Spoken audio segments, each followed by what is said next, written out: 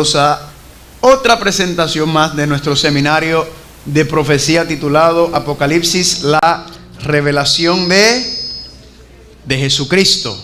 ¿Cuántos dicen amén? Así que les recuerdo que mañana estaremos aquí a las 7:30 con el tema La imagen de la bestia parte 1. Es básicamente una continuación del tema de hoy, que estamos tocando hoy, de la bestia. Y de eso el lunes será la parte número 2. El martes el tema es la victoria sobre el pecado y el sellamiento final. Vamos a estar hablando sobre esa preparación para estos eventos finales. El miércoles la aflicción del alma en el día de expiación, o lo que se conoce como el gran día del juicio, ¿verdad? El Yom Kippur. Vamos a estar hablando de esa preparación, porque recuerden que tenemos que entrar ¿a dónde? ¿A qué parte del santuario tenemos que entrar? Al lugar santísimo. Así que vamos a ver cuál es el mensaje que Dios tiene para nosotros en el lugar santísimo. El viernes tocaremos el tema de la reforma protestante y el evangelio eterno, ¿verdad? ¿Qué está pasando? Vamos a ver que lamentablemente hay un falso evangelio que se está predicando, y cuál es el evangelio que Dios quiere que prediquemos. Y el tema de esta tarde, la abominación desoladora de Babilonia, parte número 2. Yo me voy a postrar para pedir la dirección del Señor. Si usted me quiere acompañar, puede hacerlo. Si no, puede inclinar su cabeza ahí en donde se encuentra sentado o sentada.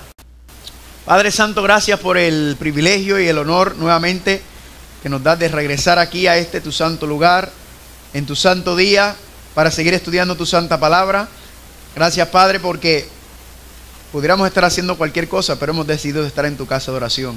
Te damos gracias también por aquellos que nos están escuchando, los que nos están viendo por medio de las redes sociales, la televisión, escuchando por la radio, y todos los que se encuentran presentes aquí. Gracias, Padre, por esta bendición, y que podamos deleitarnos en este estudio. Te lo pedimos en el nombre de Jesús. Amén. ¿Cuántos dicen amén? Amén.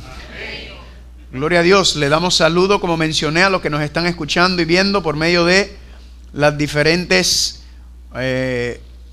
transmisiones que existen. Radio Sol 98.3 FM, Salvación TV 8.3 y 8.4. También nos están viendo por Facebook, y en Facebook puedes ir a Salvación TV, o puedes ir a Descubriendo el Apocalipsis, y ahí están no solamente los temas en vivo, sino los temas anteriores. Si se ha perdido algún tema, puede ir ahí y accesarlo. Si por alguna razón no tiene redes sociales, póngase al día, pero si no, como quiera, al final yo le voy a enviar un link, si me da su correo electrónico, para que entonces pueda accesar los temas más adelante, que los estaremos subiendo a nuestra página. Amén.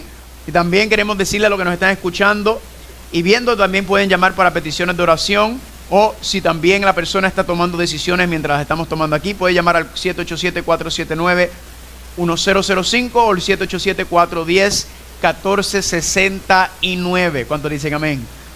Así como estamos nosotros aquí, familia, hay miles de personas en diferentes partes de Latinoamérica que nos están escuchando en Estados Unidos, así que estamos disfrutando y deleitándonos. Amén. Vayan conmigo por favor a Mateo capítulo 24. Vamos a dar un repaso de lo que hablamos esta mañana para los que no estuvieron.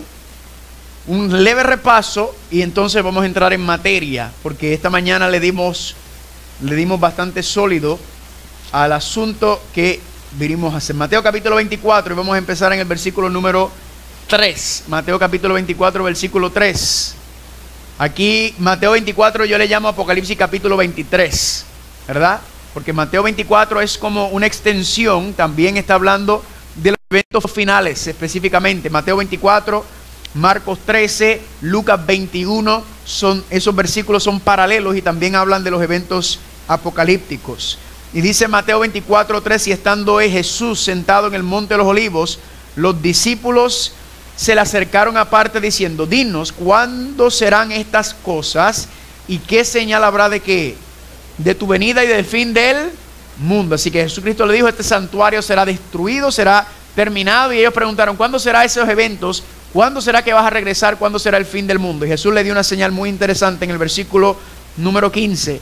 Por tanto, cuando vean en el lugar santo la abominación desoladora del que habló el profeta Daniel, el que lea entiende. Entonces, ¿es tiempo de qué? Es tiempo de salir de la ciudad. Básicamente es lo que está diciendo. Ahora, ¿qué significa abominación desoladora? Es bien sencillo.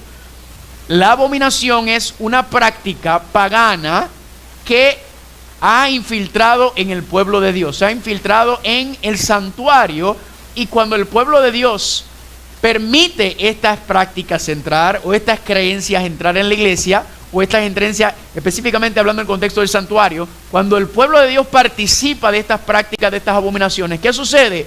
Que entonces Dios no puede morar con el pueblo, y por lo tanto el santuario queda como desolado o vacío. Y recuerden que ellos dependían de todo para sobrevivir. Dios era el centro en el santuario, Dios quería morar, pero habían condiciones para Dios morar con el pueblo, ¿verdad?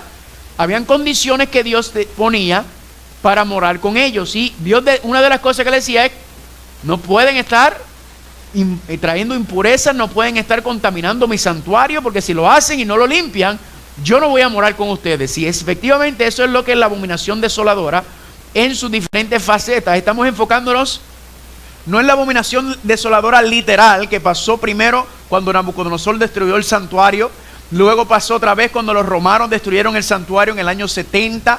Estamos hablando de la abominación desoladora espiritualmente, que es la que Dios está cuidando. Entonces Cristo nos dice: estén pendientes a esa abominación desoladora en el lugar santo. Así que fuimos y empezamos nuestro estudio esta mañana, en donde hemos estado todas las noches en Apocalipsis capítulo 12, ¿verdad? Y Apocalipsis capítulo 12 nos habla de 7 etapas de la iglesia o de la mujer. La primera, si recuerdan, el versículo 1 y 2 habla del pueblo de Dios. ¿Desde cuándo? Desde Adán, ¿verdad? La promesa de la simiente hasta Cristo está a punto de nacer. Luego en el versículo 3 y 4 se levanta Roma imperial. El diablo trata de utilizar a Roma imperial, ¿para qué? Para acabar con el Mesías. En este contexto el monigote de Roma fue Herodes específicamente, pero también de otras maneras trataron de acabar con el Mesías. Luego vimos que en el versículo 5 y 7 al 11, el nacimiento de Jesucristo, la vida de Jesucristo, la muerte de Jesucristo, la resurrección de Jesucristo y la ascensión de Jesucristo. Y del 7 en adelante, entonces, esas escenas cuando Cristo asciende al cielo y el diablo es echado fuera del cielo, y Cristo entonces toma su lugar a la diestra del Padre. Pero luego vimos también que en el versículo 2 y 13, Roma imperial continúa su ataque, ¿verdad? Continúa atacando al pueblo de Dios. Dice que el dragón estaba enfurecido. ¿Por qué? Porque sabía que le quedaba poco tiempo, y entonces el diablo sigue utilizando a Roma para hacer ¿qué con los cristianos? Para acabar con ellos, asesinarlos, tirarlos a los leones, crucificarlos. Bueno, eso fue una masacre lo que pasó con los cristianos en el Imperio Romano. Pero algo interesante ocurre en el versículo 14, ¿verdad? En el versículo 14, vamos allá para los que no estuvieron esta mañana para repasar. Algo pasó en el versículo 14 que es el que nos está llamando la atención y lo que estamos estudiando. ¿Por qué? Porque mientras Roma estuvo persiguiendo y atacando y matando a los cristianos, ese método, pregunta, ¿le funcionó al diablo? ¿El método de asesinar a los cristianos funcionó? No. Mientras más los asesinaba, ¿qué pasaba? Más crecía el evangelio, más crecían los cristianos. No funcionó el método del diablo. Él decía: yo voy a acabar con ellos, pero no funcionó. Así que ¿qué ocurrió? El diablo, ¿qué hace? Cambió su estrategia y dijo: bueno, este método de matarlos y asesinarlos y torturarlos no funciona, así que ¿qué voy a hacer? Voy a infiltrar la iglesia. Y por eso vemos en el versículo 14 que dice que se le dieron a la mujer las 2 alas de gran águila para que volase de delante de la serpiente. ¿A dónde? Al desierto, a su lugar donde sustentada. ¿Por cuánto? Tiempo, sí. Lo mismo dice el versículo 6, y la mujer huyó al desierto, donde tiene lugar preparado para Dios, para que allí la sustente. ¿Por cuánto tiempo?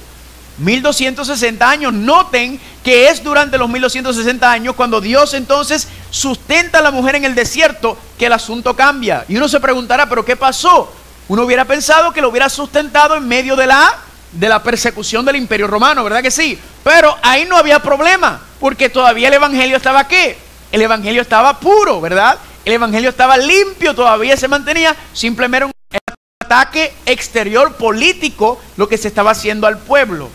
Así que algo cambió, que Dios dijo: yo tengo que cuidar y proteger a mi iglesia, específicamente el santuario, específicamente el plan de salvación. Y el pueblo de Dios es quien tiene ese mensaje de salvación. Así que Dios, por una protección especial por este periodo de 1260 días, que vamos a ver son 1260 años, ¿verdad? Son tiempos proféticos que ocurren. Y luego el versículo el 16, ¿verdad? Decía que la tierra protege a la mujer. Esto es interesante y eso lo vamos a empezar a estudiar mañana. Hoy vamos a terminar con el versículo 14 y 15, mañana con el 16. ¿Por qué? Porque dice que luego Dios no tiene que sustentar a su iglesia ya, no tiene que cuidarla, sino que ¿qué?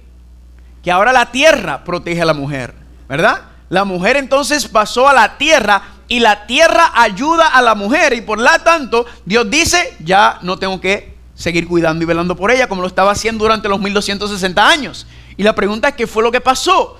Todo eso lo vamos a estudiar mañana también en gran detalle, mañana y el lunes, aunque la temática continúa hasta el final, cuando terminemos el próximo sábado 12 de octubre. Ahora, y dice el versículo 17, ¿y qué pasó?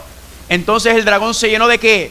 De ira contra la mujer y se fue a hacer guerra contra el remanente de la simiente de ella, que son ¿quiénes? Los que guardan los mandamientos de Dios y tienen él. Y esa familia es la última etapa, la última guerra que se va a desatar aquí en la tierra. La guerra del Armagedón. El diablo va a derramar toda su ira, todo su apogeo, todos los poderes terrenales para acabar con la iglesia nuevamente. Tratar de acabar con la iglesia nuevamente. ¿Están conmigo? Así que ¿en dónde nos encontramos nosotros históricamente ahora? En el versículo 16. Estamos nosotros aquí, en la sexta, ¿verdad? Todavía la iglesia está ¿qué? Todavía la iglesia está protegida, ¿verdad? Hasta cierto contexto, la iglesia está protegida, aunque también el enemigo también está haciendo de las suyas. Así que hemos estado buscando y estudiando, entendiendo ese asunto del desierto, ¿verdad? Esa etapa 5 es donde estamos estudiando, empezamos a estudiar esta mañana. Ahora, ¿qué decía Apocalipsis capítulo 12 en esa quinta etapa? Que Dios le da 2 alas de águila a la iglesia para escapar de ¿qué? De la serpiente o el dragón. Y para entender eso tuvimos que ir ¿a dónde? Al Éxodo, ¿verdad? Donde Dios cuidó y protegió a la iglesia, la sacó de Egipto. En Apocalipsis no está también Dios diciendo salid de Babilonia, ¿verdad? El mismo mensaje. Y vimos que también luego Dios entró en un pacto y ¿qué hizo? Levantó el santuario en el desierto, ¿verdad? El mismo concepto. Dios está cuidando su iglesia en el desierto y la protección reside ¿dónde? Con Dios por medio del santuario es donde está. Pero luego vimos entonces, hablamos de que Dios lleva a la iglesia ¿a dónde? A huir ¿a dónde? Al desierto, ¿verdad?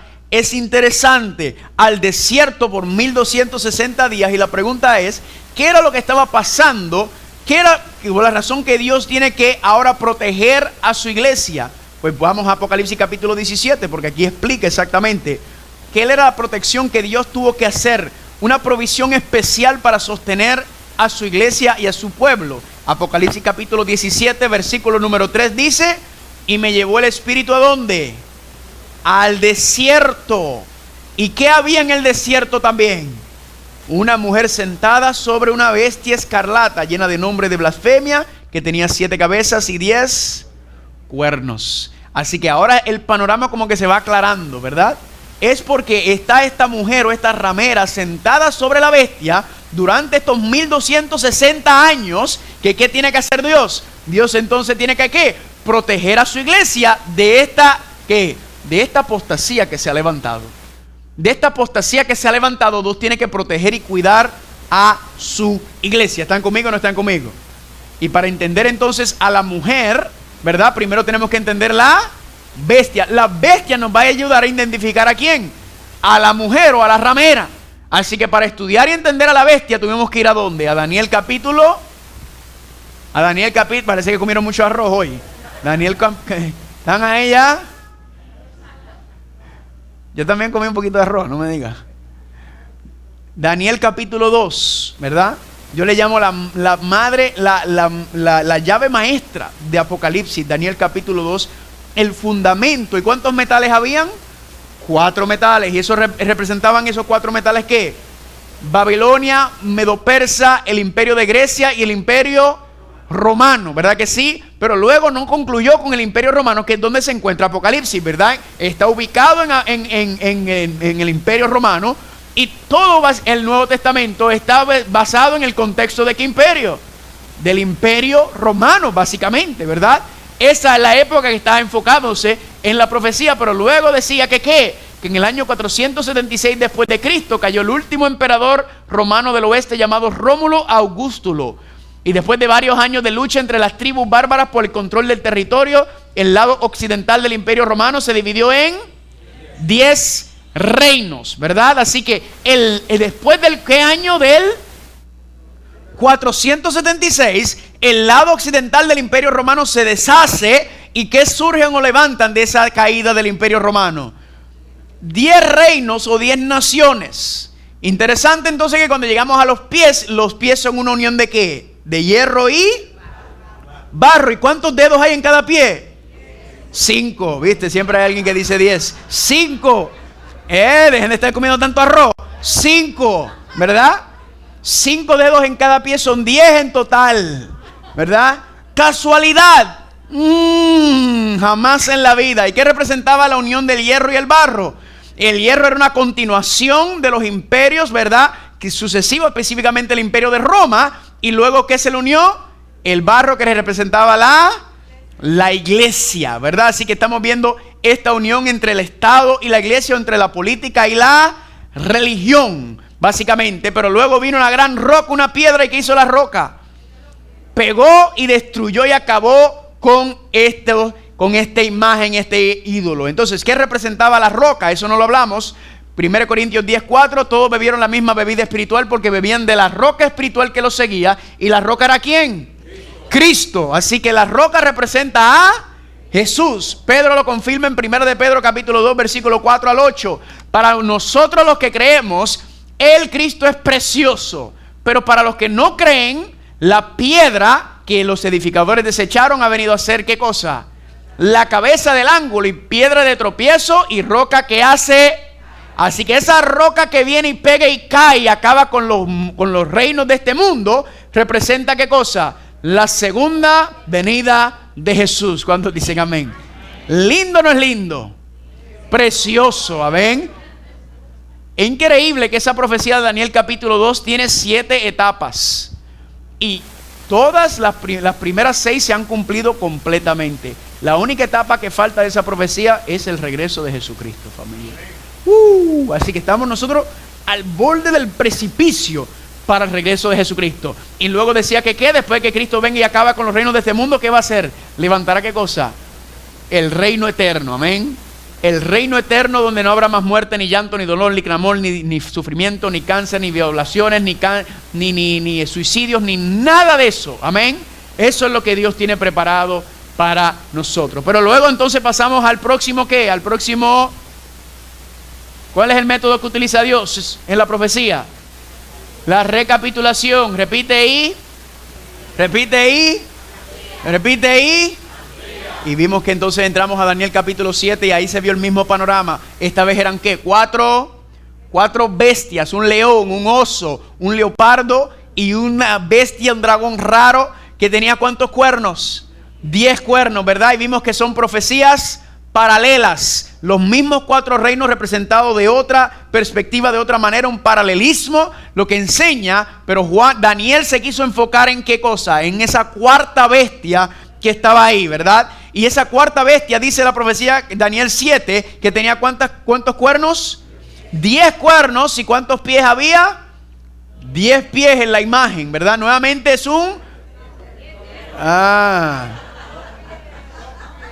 10 dedos. Yo también comí mucho arroz. La sangre como que no está completamente arriba. Entonces 10 dedos de los pies, paralelismo con los 10 cuernos, ¿verdad? Y vimos que esos 10 naciones que surgen de la caída del Imperio Romano son los visigodos, los anglosajones, los francos, los alemanes, los burgundios, los lombardos, los suevos, los ostrogodos, los vándalos y los érulos. Y de esos 10 conocemos muy bien a 7 de ellos: España, Inglaterra, Francia, Alemania, Suecia, Italia y Portugal, lo que se conoce hoy como la Unión Europea, ¿verdad? El lado occidental de Europa. Pero los ostrogodos, los vándalos y los érulos no los conocemos. ¿Por qué razón, familia? Porque dice que el cuerno pequeño que hizo, se levantó un cuerno pequeño entre medio de ellos. ¿Y qué hizo? Arrancó a 3 de los 10 cuernos. Por eso usted no reconoce a esos 3 que aparecen ahí. Y vamos a ver exactamente qué fue lo que pasó con esas 3 naciones. Y entonces ahí viene la historia, comienza la historia de ¿qué? De ese cuerno pequeño, del anticristo, vamos a ver que es el cuerno pequeño, que se levanta después, entre en medio de los 10 cuernos, arranca 3, y luego entonces toma una postura de poder, de dominio entre los poderes, ¿verdad? Pero luego, ¿qué llegó? Llegó el juicio. Amén. Dios entonces dice, ahora viene el primer juicio, porque vamos a ver que el cuerno pequeño también quiso hacer un juicio. Pero el juicio del cuerno pequeño no sirve, porque el único juicio es el de Dios, el que importa. Amén. Y Dios estableció su juicio. ¿Y qué vino al final del juicio? El reino eterno. Nuevamente el mismo ciclo, ¿verdad? Se está repitiendo el mismo ciclo nuevamente. Y luego entonces vimos, ese ciclo es consistente. 4 bestias, la cuarta bestia, ¿verdad? Luego los 10 cuernos, luego el cuerno pequeño se levanta, pero decía algo diferente en Daniel capítulo 7, versículo 25. ¿Qué decía que este cuerno pequeño, qué estaba tratando de hacer? Tratando de cambiar la ley de Dios. Y usted se preguntará, ¿qué atrevido es que quiera cambiar la ley de Dios? Porque la ley de Dios fue escrita ¿por quién? Con Dios, con su propio, en tablas de...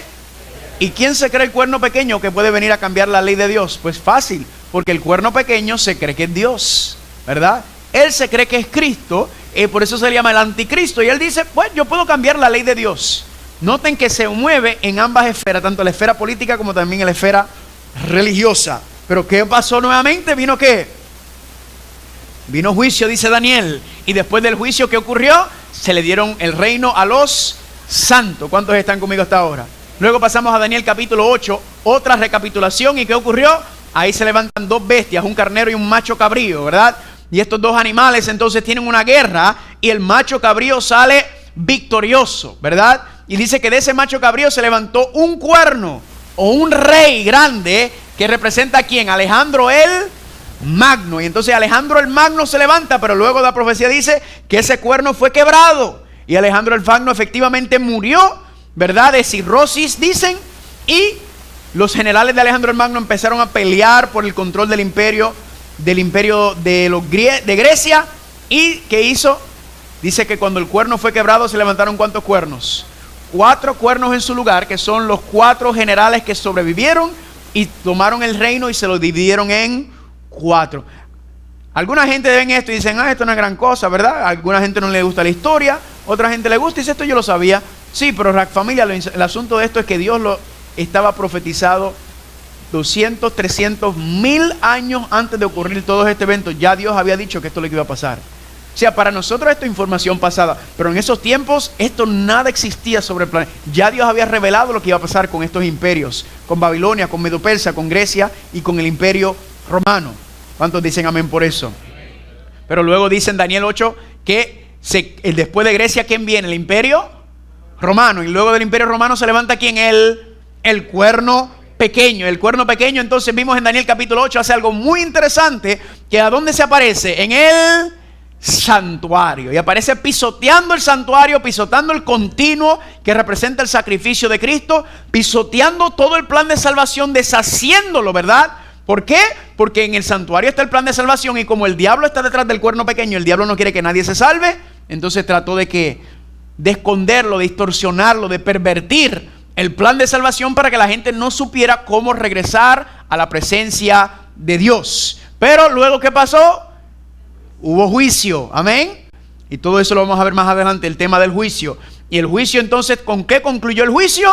Con la segunda venida de Cristo, amén. Dice que ese cuerno pequeño será cortado, no con mano humana, sino con el poder de Dios. Ahora vamos a Daniel capítulo 11. Vayan conmigo por favor. Hasta ahí fue que tuvimos esta mañana y ahora continuamos con Daniel capítulo 11. Daniel capítulo 11 vemos el mismo fenómeno. Daniel capítulo 11, vamos a empezar en el versículo número 1. Daniel capítulo 11, versículo número 1. ¿Cuántos están ahí?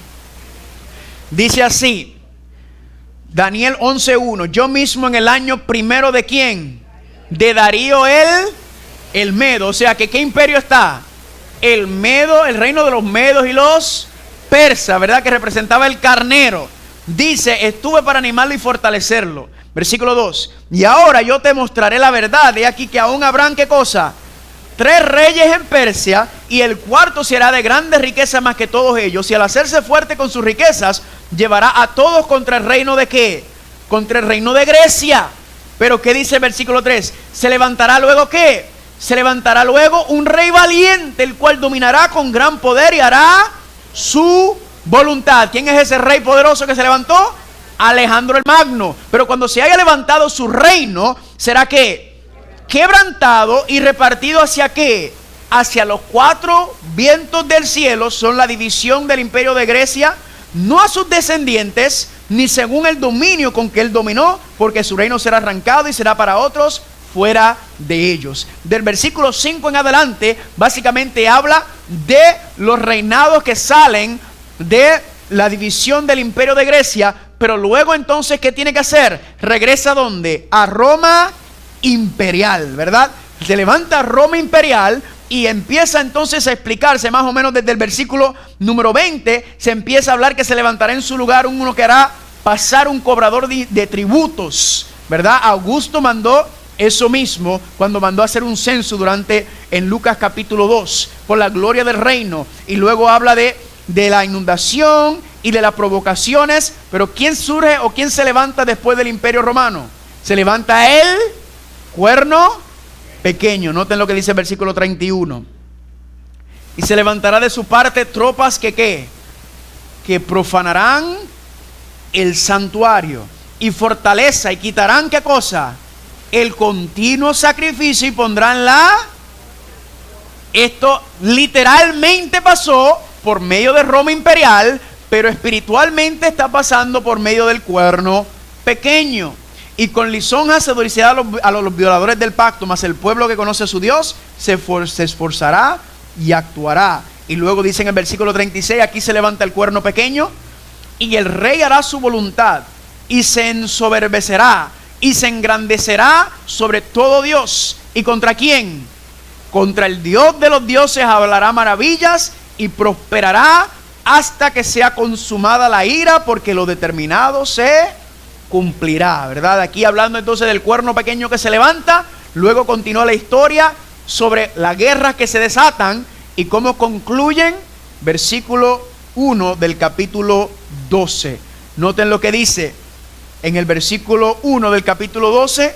En aquel tiempo se levantará Miguel, el gran príncipe que está de parte de los hijos de tu pueblo, y será tiempo de angustia, cual nunca fue desde que hubo geste hasta entonces, pero en aquel tiempo será libertado tu pueblo, todos los que se hayan escritos en el libro. Amén. ¿Libertados de qué? Libertados de la guerra final que Babilonia le va a hacer al pueblo de Dios, la guerra del Armagedón. ¿Están conmigo hasta ahora? ¿Cuántos están conmigo? Ahora, ahí entonces viene Jesucristo, habla de Mateo 24, habla de la abominación desoladora, pero recuerden, él está mirando hacia atrás, pero explicando lo que va a pasar hacia él, hacia el futuro, señalando lo que va a venir en el futuro. Y luego en capítulo 24 habla de la segunda venida de Jesús. ¿Cuántos están conmigo hasta ahora? Ahora, antes de llegar a Apocalipsis, hay otro capítulo que menciona y habla de este mismo ciclo, este mismo patrón. Vayan conmigo a Segunda de Tesalonicenses. Segunda de Tesalonicenses, y vamos a ir al versículo número 2. Aquí Pablo también vio a este cuerno pequeño levantarse, vio el imperio que iba a levantar este cuerno pequeño después de la caída del imperio romano. Segunda de Tesalonicenses capítulo 2, ¿cuántos están ahí? Amén. Y dice en el versículo 3, Segunda de Tesalonicenses capítulo 2 versículo 3, nadie os engañe en ninguna manera, porque no vendrá, está hablando de la venida de Cristo, la segunda venida, sin que antes venga ¿qué cosa? La apostasía. Apostasía es rebelión dentro de la iglesia. Y sea manifiesto el hombre de ¿qué? El hombre de pecado. ¿Ese es quién? Ese es el cuerno pequeño. Pablo está escribiendo en el imperio romano, pero ahora está hablando del cuerno pequeño. Se va a levantar el hombre de pecado. Le hago una pregunta, ¿qué es el pecado? Transgresión de la ley. ¿Qué es lo que vimos con el cuerno pequeño? Que pensará en cambiar ¿qué cosa?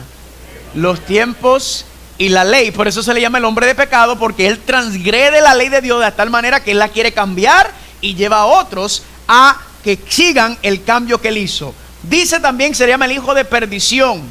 Hay solamente una persona en la Biblia, además del cuerno pequeño, que se le llama el hijo de perdición. ¿Quién es? Judas. Judas, ese que se le llama el hijo de perdición, Judas estaba dentro o fuera de la iglesia. ¿Por qué le digo esto? Porque muchos cristianos muy sinceros creen que este asunto del anticristo va a ser un poder secular, malvado, fuera de la iglesia, que va a venir a atacar a la iglesia.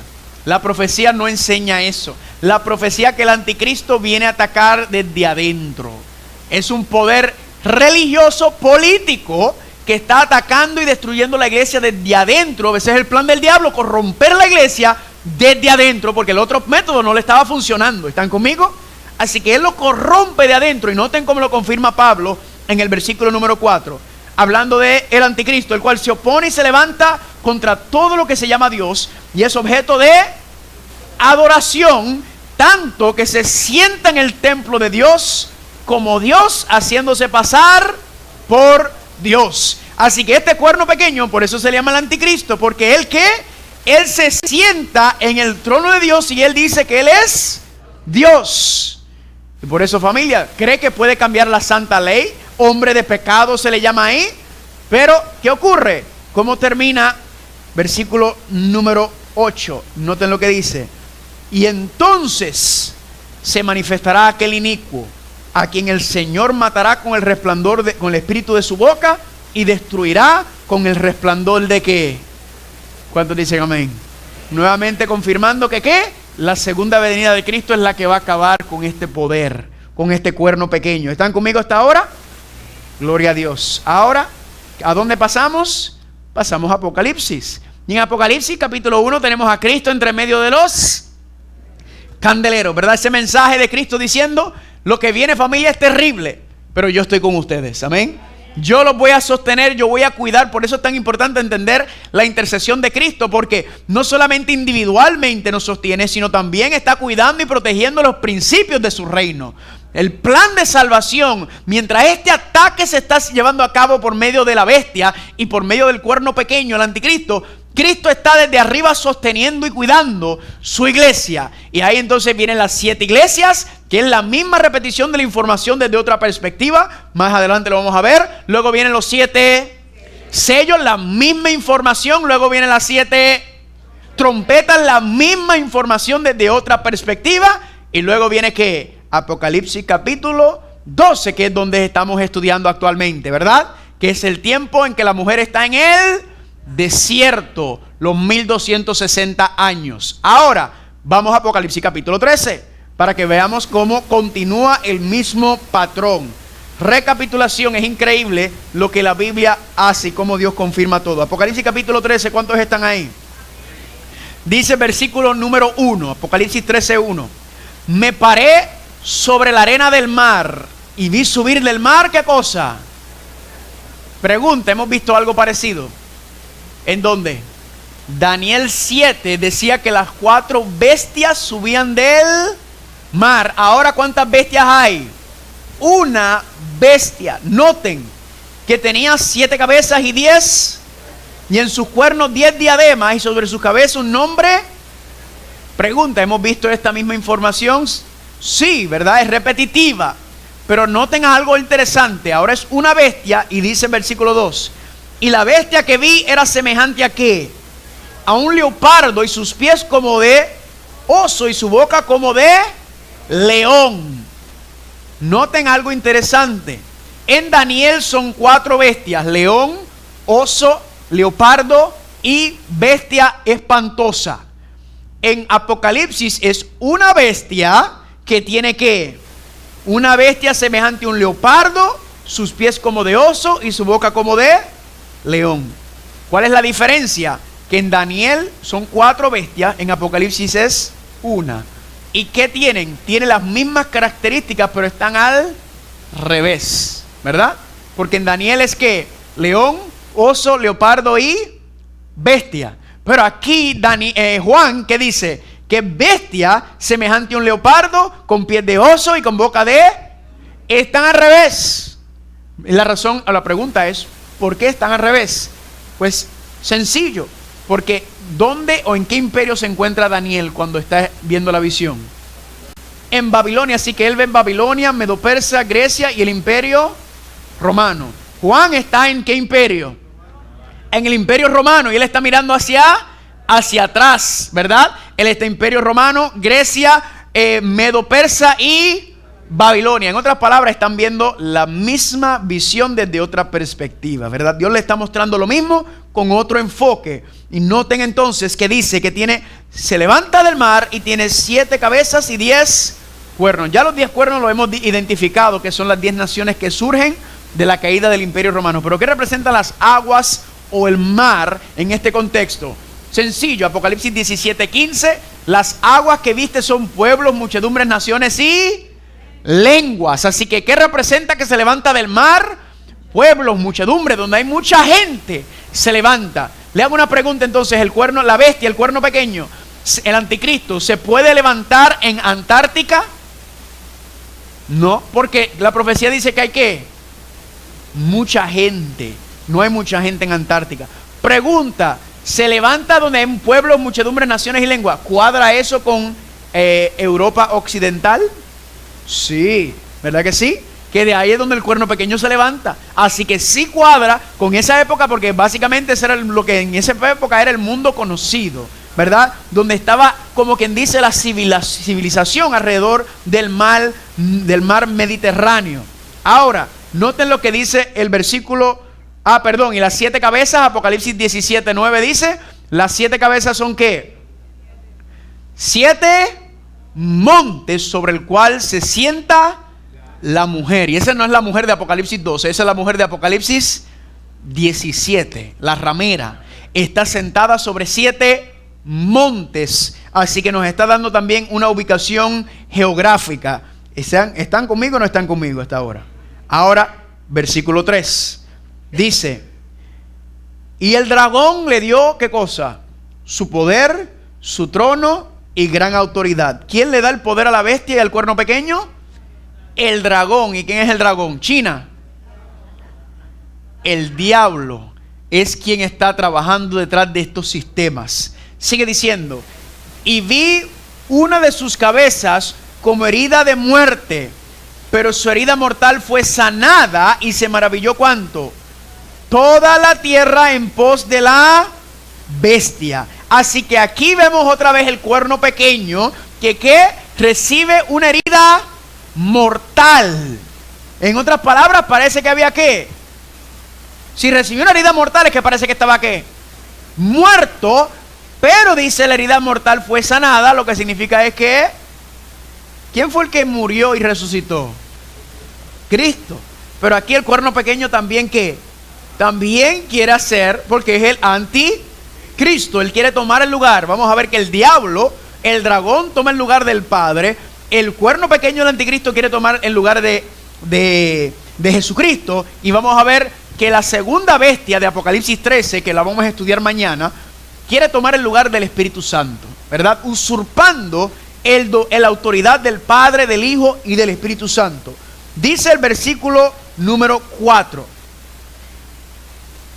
y adoraron al dragón que había dado autoridad a la bestia, y adoraron a la bestia diciendo: ¿quién como la bestia? ¿Y quién podrá luchar contra ella? En otras palabras, las personas o los seres humanos, cuando obedezcan a la bestia y al cuerno pequeño, ¿a quién verdaderamente están obedeciendo y adorando? A Satanás. Este es el engaño. Piensan que están adorando a Dios porque se hace pasar por Cristo, pero verdaderamente están adorando al diablo por medio de este sistema, que es un sistema de Cristo falsificado. ¿Están conmigo? Es una apostasía al verdadero cristianismo. Se levanta este sistema. Versículo número 5: también se le dio boca que hablaba grandes cosas y ¿qué? Y blasfemias, y se le dio autoridad por actuar ¿por cuánto tiempo? Vamos a parar un momento aquí. Aquí hay 2 características que hace que habla grandes cosas o blasfemias. Eso es lo mismo que decía en Daniel capítulo 7. La pregunta es: ¿qué son las grandes cosas o blasfemias que este cuerno pequeño está hablando en contra de Dios? Pues dice sencillamente Juan 10, 30 al 33. Jesús le dijo: yo y el Padre uno somos. Entonces los judíos volvieron para tomar piedras para apedrearle. Jesús le respondió diciendo: muchas buenas obras os he mostrado de mi Padre, ¿por cuál de ellas me quieren apedrear? ¿Y qué dijeron ellos? Le respondieron los judíos diciendo, por buena obra no te apedreamos, sino por tu blasfemia, porque tú siendo hombre te haces... Así que cuando dice que el cuerno pequeño está hablando blasfemias, ¿qué es lo que está diciendo? Que Él es Dios. Por eso se le llama el anticristo. Él se cree que es Cristo sobre la tierra. Pero ahí no termina. Noten lo que dice Lucas capítulo 5 del 20 al 21.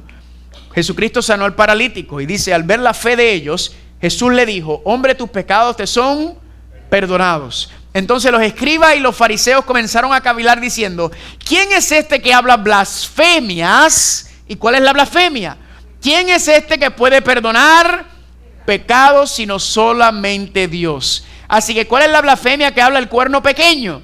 Que el cuerno pequeño, el anticristo, dice que Dios sobre la tierra, ¿verdad? Cristo toma el lugar de Cristo y dice tener poder ¿para qué? Para perdonar pecados. ¿Y quién es el único que puede perdonar pecados? Dios. ¿Están conmigo o no están conmigo? Y este es el problema de este cuerno pequeño. Noten cómo trata de usurpar el lugar de Cristo. Versículo número 5. Ahora vamos a tocar la segunda parte.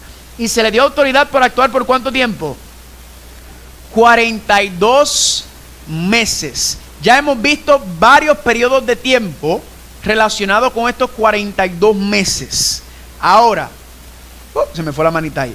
Vayan conmigo por favor a Daniel capítulo 7. Vamos a mirarlos para repasarlos, para entender los periodos proféticos que estamos hablando. Daniel 7, versículo 25. Cuando lleguen me digan, me pueden decir amén. Daniel 7, 25. Dice así, Daniel 7, 25. Hablando del cuerno pequeño, hablará palabras contra el Altísimo, y a los santos del Altísimo quebrantará, y pensará en cambiar los tiempos y la ley, y serán entregados en sus manos ¿hasta cuánto tiempo? Tiempo, sí. Ya hemos visto ese periodo de tiempo, ¿verdad que sí? Allá en Apocalipsis. Noten ahora en Daniel 12, 7. Daniel 12, 7. Este periodo de tiempos y medio tiempo aparece varias veces en la profecía apocalíptica. Daniel 12, versículo número 7. ¿Cuántos están ahí?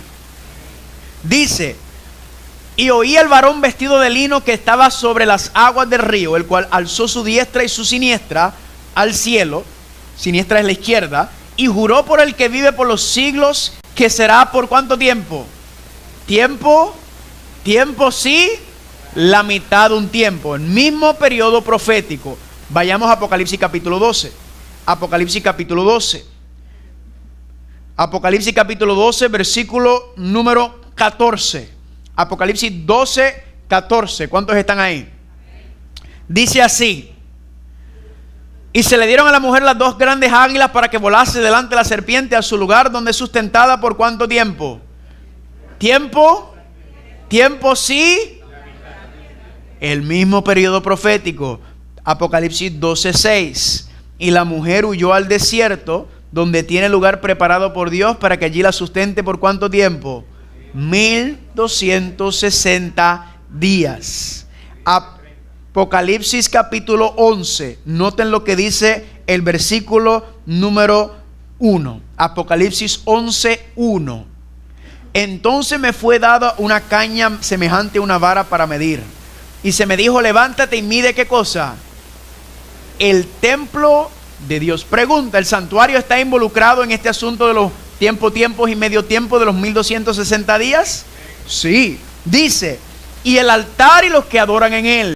Pero el patio que está fuera del templo, déjalo aparte y no lo midas, porque ha sido entregado a los gentiles. Y ellos hollarán la santa ciudad 42 meses. Versículo 3. Y daré a mis dos testigos que profeticen por ¿cuánto tiempo? 1260 días, vestidos de cilicio. Y el versículo 4 dice, y estos testigos son los dos olivos y los dos ¿qué? Candeleros que están en pie delante de Dios en la tierra. ¿Dónde están los candeleros, familia? En el santuario. Noten cómo todo sigue relacionado en el mismo contexto. Y ahora terminamos en Apocalipsis capítulo 13. Apocalipsis capítulo 13, versículo número 5. Se le dio boca que hablaba grandes cosas y blasfemias, se le dio autoridad para actuar por ¿cuánto tiempo? 42 meses. Aquí está el periodo de tiempo, familia. El cuerno pequeño le iba a hacer guerra y todo lo que hemos mencionado a el pueblo de Dios por ¿cuánto tiempo? Tiempos y medio tiempo, que son ¿cuánto? 3 años y medio. Tiempo, 1 año. Tiempos, 2 años. Medio tiempo, medio año, son 3 años y medio. Pero también por ¿cuánto tiempo? 42 meses y también por 1260 días. Estos 4 periodos de tiempo, familia, son el mismo periodo de tiempo. En Apocalipsis 11, 12, 13, Daniel 7, Daniel 12, todo lo que estamos mirando es el mismo periodo de tiempo. 1260 años. Y si usted mira la tabla, es sencillo. Tiempos y la mitad de un tiempo son 3 años y medio. 3 años y medio son ¿cuántos meses? ¿Verdad? Porque 24, 12, 1 año. 24, 2 años. 36, 3 años. Medio año, 6 meses. 36 más 6, 42. Pero también 3 años y medio son 1260 días. Multiplicándolo por 30. Porque los meses tienen un ciclo perfecto de 30, no como el calendario de nosotros que está dañado. 42 meses también son ¿qué? 1260 días. Pero ya le mostré, le dije que los 1260 días equivalen a ¿cuánto?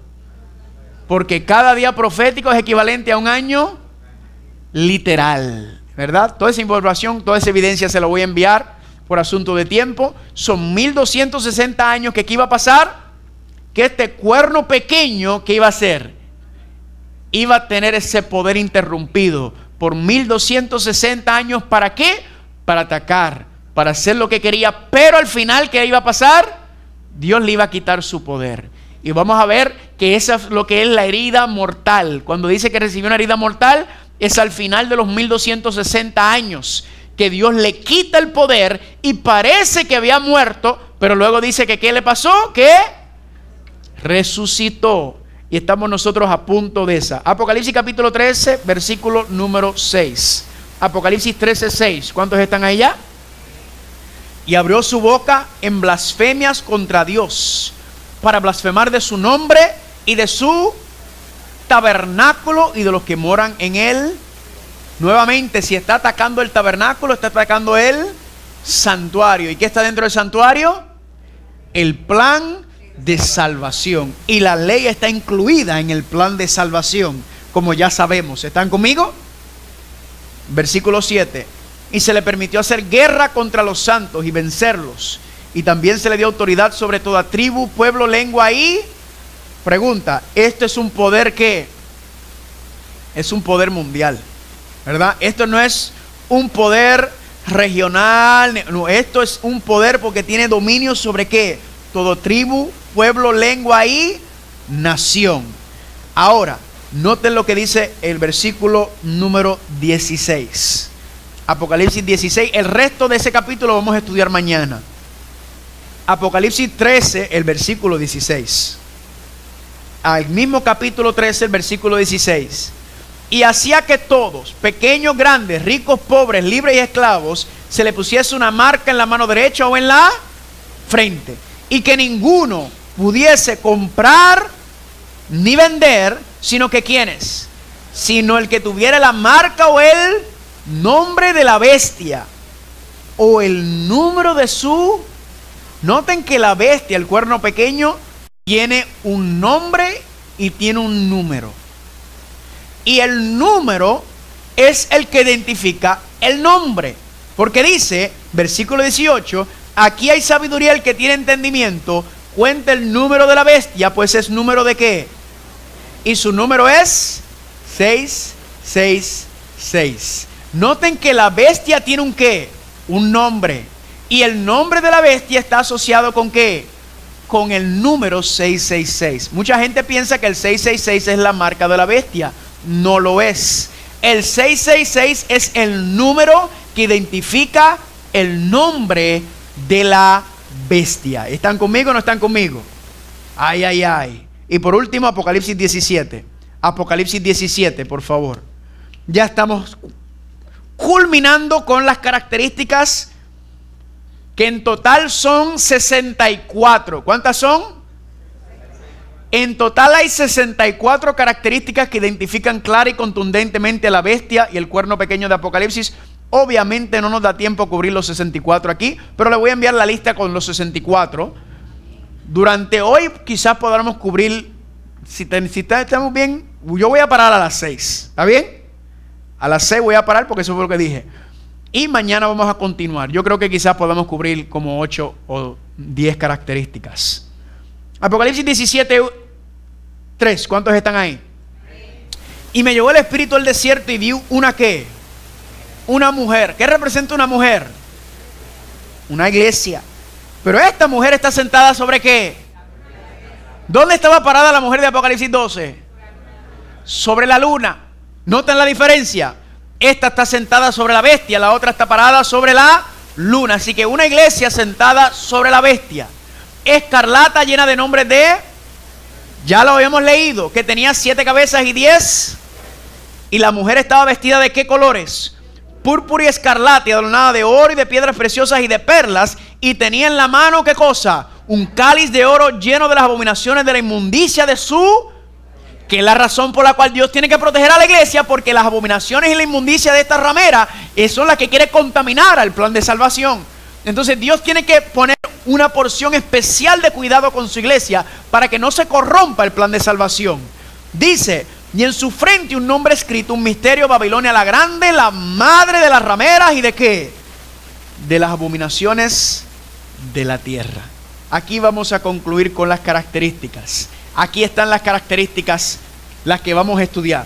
Número 1, sale del mar o de la cuarta bestia, quiere decir que se levanta entre las naciones de Europa, entre los pueblos, muchedumbres, naciones y lenguas. Número 2, el cuerno pequeño, la nación pequeña, salía entre ellos, o sea, se levantó entre medio de las 10 naciones o cuernos de Europa.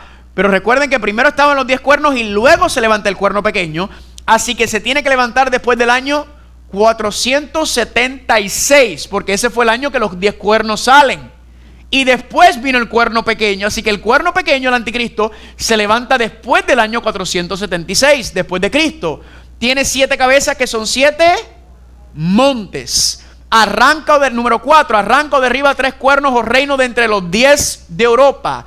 Número 5, es diferente de los demás reinos. ¿Por qué es diferente? Porque une ¿qué cosa? Los poderes de la iglesia con los poderes políticos del Estado. Número 6, habla grandes cosas, palabras o blasfemias contra Dios, se sienta en el trono de Dios y se hace pasar por Dios. Número 7, le hizo la guerra a los santos, a la iglesia, y fueron entregados en sus manos por 1260 años. Número 8, trató este cuerno pequeño, este anticristo, de cambiar los tiempos y la ley de Dios. Por eso se le llama el hombre de pecado, el hombre de iniquidad. Si recuerdan, la palabra iniquidad significa anomia, significa el que está en contra de la ley. Número 9, echa por tierra o pisotea ¿qué cosa? ¿Y qué está en el santuario? Vamos a ver cómo cada mueble del santuario fue pisoteado por la bestia, por el cuerno pequeño. ¿Por qué razón? Porque el diablo no quiere que nadie se salve y que nadie sepa el camino de regreso al Padre. Número 9, echa por tierra, ya lo acabamos de leer. Número 10, el nombre es un nombre que blasfemo, y ese nombre tiene un número de hombre que es el 666. Número 11, recibió una herida mortal de espada, ¿verdad? Lo que significa que la espada en este contexto no solamente representa la palabra de Dios, sino en Romanos capítulo 13 usted puede ver, también representa el poder político. Entonces, recibe la herida mortal de espada significa que le quitaron el poder político. Vamos a ver que el final fue al final de los 1260 años. Pero dice que la herida mortal es que sanada, implicando que nuevamente retomará el poder civil para perseguir al pueblo de Dios. Y la bestia de Apocalipsis tiene 5 etapas. ¿Cuántas etapas? La primera es el Imperio Romano. La segunda es la división en 10 naciones de Europa. La tercera es cuando el cuerno pequeño se levanta y ¿qué hace? Derriba a 3 de las naciones. Luego el cuerno pequeño recibe ¿qué cosa? una herida mortal de espada, pero luego la herida mortal es totalmente sanada. ¿En dónde nos encontramos nosotros ahora mismo? En la número 4. Porque la herida todavía no está totalmente sanada. Está empezando a sanar, vamos a ver, pero todavía no está totalmente sanada. Ahora, Apocalipsis 13 se hace un enfoque mayormente en los elementos políticos de este sistema. Apocalipsis 17 hace un enfoque mayormente en los elementos religiosos de su sistema. Este sistema, familia, que vamos a mencionar no es un capricho, no es porque uno quiere, es porque ahí es donde nos lleva la evidencia bíblica. ¿Están conmigo? Este tema es un tema sumamente delicado y quiero dar la advertencia que lo que vamos a hablar puede ser que a alguien que esté aquí se sienta ofendido, se sienta atacado, porque ha pasado lamentablemente, por más precaución y cuidado que uno tiene, hay personas que este tema es muy sensitivo para ellos, ¿verdad? Pero quiero recalcar que no estamos hablando de las personas, estamos hablando de los sistemas políticos, religiosos, de sus leyes, su jerarquía, del sistema, no de las personas que pertenecen al sistema. ¿Están conmigo? ¿Están conmigo? La guerra no es contra el ser humano, la guerra es contra la mentira. Y Dios nos ha dado todas estas características para que podamos clara y contundentemente identificar este sistema llamado Babilonia, la bestia, el anticristo. ¿Por qué? Porque lamentablemente este sistema es el que va a tener engañado a todo el mundo. Entonces es un mensaje de amor que Dios envía, amén, para que podamos entonces ver cuál es el sistema, porque si nos encontramos dentro, ¿qué tenemos que hacer? Salir de ella, pueblo mío, amén. Repito, aquí, familia, no estamos hablando ni señalando a las personas, estamos hablando de la institución, de las prácticas, las enseñanzas y las doctrinas. ¿Cuántos están conmigo? Y cuando usted hace, si esto fuera un juicio y tuviéramos que sacar toda la evidencia, esto sería un caso fácilmente ganado por cualquier fiscal o abogado. ¿Por qué? Porque la evidencia es contundente. No hay ninguna otra institución sobre la tierra que cumple con todas las características que acabamos de identificar, de las cuales solamente mencioné como 15. Hay más de 64 y se las voy a enviar todas para que usted tenga. Todas las características señalan hacia el mismo sistema, hacia la misma institución que está sobre la tierra. Cuando la Biblia habla de la bestia, la nación que se levanta para empezar a deshacer los principios de Dios, esa nación que se levanta se conoce como el Vaticano, y el rey, el cuerno pequeño, el anticristo, es la oficina del papado. Así que antes de que peguen el grito en el cielo, vamos a empezar a estudiar y ver si la evidencia no nos lleva a la conclusión directa. ¿Están conmigo? Repito, no estamos hablando ni estamos en contra de ninguna persona que es católica o que pertenece a esta institución de alguna manera. La mayoría de las personas de mi familia son católicas. Así que yo no vengo aquí porque esto no es ningún relajo, esto no es ningún chiste. Es que la evidencia no te lleva a ninguna otra parte. ¿Estamos listos para estudiar?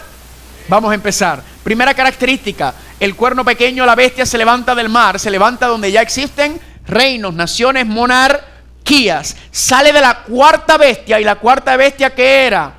El Imperio Romano. ¿En dónde estaba? En Europa. Cuando miramos, ahí tenemos la bestia, el Imperio Romano. La religión del Vaticano, ¿cómo se llama? La Iglesia Católica Apostólica Romana. ¿Cuál es el idioma oficial del Vaticano? El latín era el idioma oficial del Imperio Romano y también de la ciudad del Vaticano. El sumo pontífice, le dan ese título al papado, pero sumo pontífice no viene de la Biblia. El sumo pontífice es el título original que se le dio ¿a quién? Al emperador de Roma, se le llamaba el sumo pontífice. Y la sede del Vaticano es en Roma, Italia, en el continente de Europa. ¿Cuadra o no cuadra hasta ahora perfectamente con ese poder levantarse en medio de los poderes de Europa? Exactamente. Dice este historiador Alexander Clarence Fink: la gran iglesia católica no es más que el mismo imperio romano bautizado. La misma capital del antiguo imperio romano se convirtió en la capital del imperio cristiano. El cargo de sumo pontífice fue heredado por el Papa. El obispo de Roma, en el trono del César, es ahora el hombre que más poderoso del occidente. Esto es un historiador secular. Y es interesante, no sé si ustedes vieron, creo que fue el año pasado, que CNN sacó una serie de documentaria. Se llamaba El Papa, The Pope, que dice, el hombre más poderoso en la historia. CNN, que es un noticiero de estas noticias secular, ellos hicieron una serie documental identificando al Papa como el hombre más poderoso, no del occidente, del mundo entero, la historia de esta tierra. Número 2, el cuerno pequeño se levanta ¿cuándo? Después de los 10 cuernos de Europa. Implica que se tiene que levantar después de ¿qué año? ¿Por qué el 476 después de Cristo? Porque ese fue el año que se deshizo el lado occidental del Imperio Romano y se levantan estas 10 naciones. Noten lo que dice. Vamos a empezar con el asunto del cuerno pequeño. Con una superficie de apenas 44 hectáreas, la Ciudad del Vaticano es el estado independiente más pequeño del mundo, ya sea por el número de habitantes que por su territorio. ¿Y esto de dónde viene? De la página del Vaticano. Esta es de la fuente de Vaticano de ellos. ¿Por qué se le llama el cuerno pequeño? Los demás eran cuernos, los poderes de Europa, ¿verdad que sí? Pero el cuerno pequeño, ¿por qué? Porque era chiquitito en comparación con los otros poderes de Europa, ¿verdad? Este era chiquitito. Noten lo que dice Historia de la Iglesia Cristiana, volumen 3, página 327. El poder romano de Estado e Iglesia se hizo supremo en el cristianismo, ¿en qué año? En el 538. Pregunta, ¿es después del 476? Sí. Fue una carta del emperador romano Justiniano, conocido como el Códice de Justiniano, que preparó y reconoció el obispo de Roma, que es el papado, como la cabeza de todas las iglesias. Le dio al Estado Iglesia de Roma el poder político civil, como también el poder eclesiástico religioso.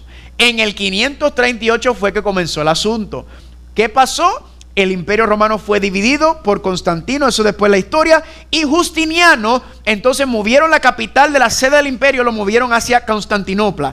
Y entonces ya por el asunto de espacio y distancia, eso es otro asunto, puede buscar la historia. Justiniano entonces, ¿qué hace? Le entregó el poder político al papado del lado occidental. Le dijo, mira, encárgate tú del lado occidental, yo te hago a ti el rey de ese territorio.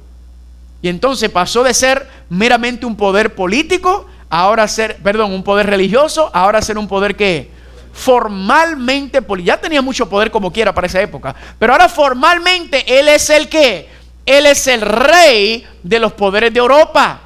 Y efectivamente, familia, luego dice la número 3, que tiene 7 cabezas, que son ¿qué? 7 montes, según Apocalipsis 17:9.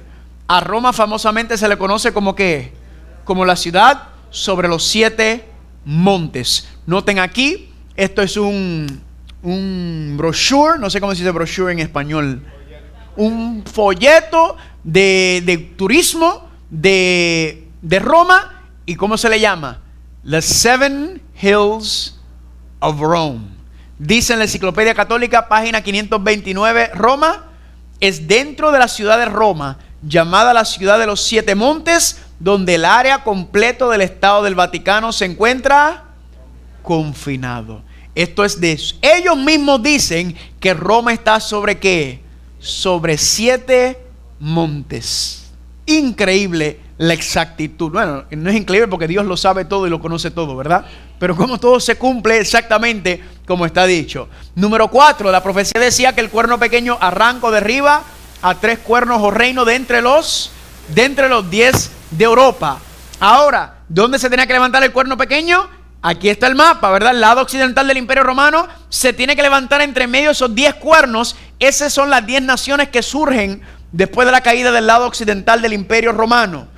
Y dice, aquí están España, Inglaterra, Francia, Alemania, Suecia, Italia y Portugal. La pregunta es, ¿qué pasó con los ostrogodos, con los vándalos y con los érulos? Sencillo, cuando se levanta el papado y empieza a tomar poder y mientras más fuerza se hace, entonces estos 3 reinos no se querían someter al dominio papal. Y como no se querían someter, ¿qué hace el papado? Utiliza a los otros 7 que ya sí se habían sometido a él, ¿verdad? ¿Y qué hace? Los utiliza a ellos para acabar con esos 3. Y efectivamente, familia, dice el historiador Marvin Maxwell, El emperador católico Zeno elaboró un tratado con los ostrogodos en el año 487 que resultó en la erradicación del reino de los érulos en el 493. Ahí se fue el primero. El emperador católico Justiniano exterminó a los vándalos en el 534 y también destruyó el reino de los ostrogodos en el año. Y noten que el tercero, ¿en qué año cayó? El mismo año que Justiniano, ¿qué hace? Le entrega la carta donde le dice al papado: ahora tú eres el poder político dominante del lado occidental. Número 5. Este poder es diferente de los demás reinos. ¿Por qué razón? Porque une, ¿qué cosa? El Estado y la iglesia, ¿verdad? Tú une el cristianismo con el poder político. Catholic Encyclopedia Online dice: papado. Este término se emplea en un contexto eclesiástico e histórico. Eclesiástico es religioso e histórico es político.